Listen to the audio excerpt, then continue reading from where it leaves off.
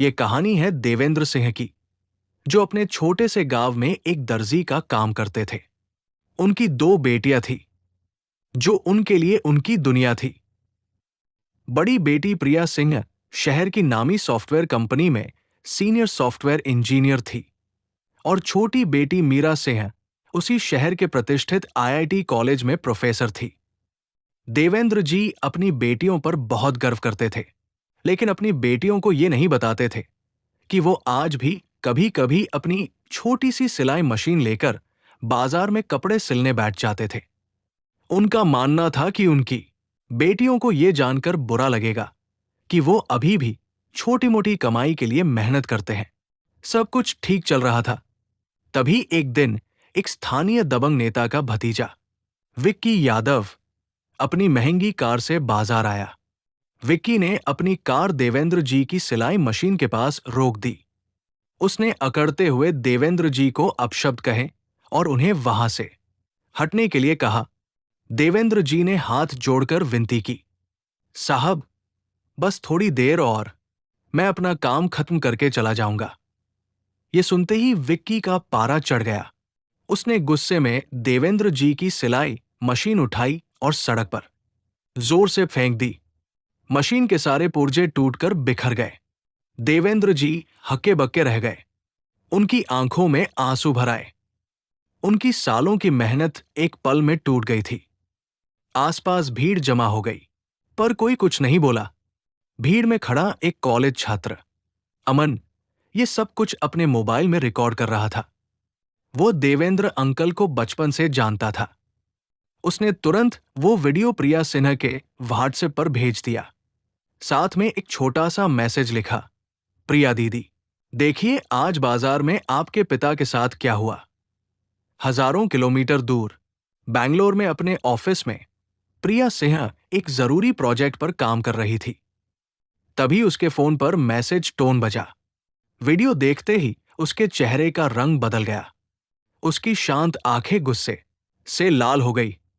अपने पिता को सड़क पर बेबस रोते देख उसके हाथ कांपने लगे। प्रिया ने तुरंत वीडियो अपनी छोटी बहन प्रोफेसर मीरा सिन्हा को फॉरवर्ड किया और उसे फोन लगाया। मीरा उस वक्त अपनी क्लास ले रही थी। उसने तुरंत क्लास रोककर फोन उठाया। मैंने तुझे एक वीडियो भेजा है, उसे देख अभी के अभी देख। प्रिया की आवाज में गुस्सा और दर्द साफ झलक रहा था। मीरा ने वीडियो देखा तो उसके पैरों के नीचे से जमीन खिसक गई। उसकी मां के बाद उसके पिता ही उसकी दुनिया थे। एक मामूली दबंग ने उसके पिता की मेहनत को सड़क पर रौंद दिया था। दीदी, मैं ये बर्दाश्त नहीं कर सकती। मैं अभी आ रही हूं, मीरा ने कांपती आवाज में कहा। प्रिया ने खुद को संभालते हुए कहा, नहीं मीरा, तुम्हें आने की जरूरत नहीं है। तुम कॉलेज में हो। ये मेरा इलाका है। ये लड़ाई मैं लड़ूंगी। लेकिन दीदी, आप तो शहर में नहीं है, मैं हूं। और ये मेरा काम है। तुम अपनी क्लास पर ध्यान दो। मैं पिताजी को कानूनी तरीके से इंसाफ दिलाऊंगी। प्रिया ने तुरंत अपनी कंपनी से अत्यावश्यक छुट्टी ली और अगली सुबह की पहली फ्लाइट से अपने शहर के लिए निकल पड़ी। उसने अपने इंजीनियरिंग दिमाग और तकनीकी ज्ञान से एक पूरा प्लान तैयार कर लिया था। प्रिया शहर पहुंचकर सीधे अपने पिता के पास गई। अपने पिता को सांत्वना देने के बाद अगली सुबह वो एक साधारण से कॉटन के सूट में दुपट्टा ओढ़कर एक आम नागरिक की तरह पुलिस स्टेशन पहुंची। थाने में इंस्पेक्टर राकेश और विक्की यादव का चाचा एसएचओ रवि यादव गप्पे मार रहे थे। प्रिया डरते डरते उनकी टेबल के पास गई। जी, मुझे एक शिकायत दर्ज करवानी है। क्या हुआ? किसने परेशान किया? एसएचओ रवि यादव ने उसे ऊपर से नीचे तक देखते हुए पूछा। कल बाजार में विक्की यादव ने मेरे पिताजी की सिलाई मशीन तोड़ दी। जैसे ही उसने विक्की का नाम लिया, इंस्पेक्टर राकेश चौकन्ना हो गया। विक्की के चाचा एसएचओ रवि यादव गुर्राए, ओह, तो तू उस दर्जी की बेटी है। चल भाग यहां से, कोई एफआईआर नहीं लिखी जाएगी। प्रिया वही खड़ी रही और बोली, मैं एफआईआर लिखवाए बिना नहीं जाऊंगी। तभी एसएचओ रवि यादव को एक फोन आया। फोन पर बात करने के बाद वो घबरा गया। उसने तुरंत इंस्पेक्टर राकेश को इशारा किया।